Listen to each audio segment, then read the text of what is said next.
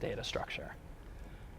Now let's look at a more concrete incarnation of trees. You know, it's really a shame that we don't have a problem set on it in this year's implementation of CS50, but this is probably one of my favorite topics in CS. I love Huffman coding. I just love the trajectory of 6 weeks ago, we're talking about zeros and ones, and eventually extrapolating this to ASCII, that 8-bit or 7-bit character encoding scheme.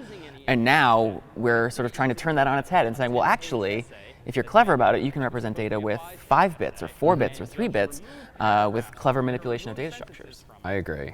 And it's a really nice way of applying some of the more theoretical stuff that we're doing around this point in the semester to a very real-world problem, one that students can wrap their mind around, and also something they probably hadn't necessarily thought about how that's possible, and yet, much like some of our earlier examples in the semester, it's really just reduced to these fundamental principles. You have the zeros and ones, you have the ASCII representation on top of that, and once you understand the world at that level of detail, can you do any number of things with it, including compress.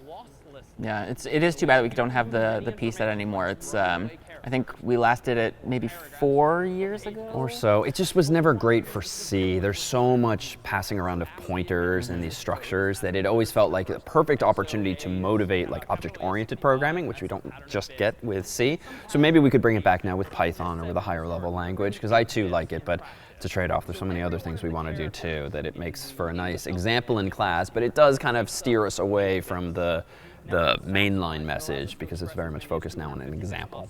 I also enjoyed the fun of it. The problem set there were 2 parts. There was a standard edition and a hacker edition. You had Huff and Puff, and it had the Big Bad Wolf theme to it. So if you want to take a look at it, you can find it on CS50.tv from 2012 or maybe a little bit earlier. But yeah, hopefully we can bring this back at some point as maybe as a Python to problem set with object-oriented, as opposed to having to build more of an API to hide the bit masking and other. Indeed, and that was what was nice about that problem set, in that we had to predefine some of the functionality that students would implement, because we had to give them, I think, 1/2 of it. They had to implement Puff and we implemented Huff, or vice versa, so that they wouldn't have to do the entire thing from scratch. But that means adhering to what basic API we had spec'd out for them. Some letters are more common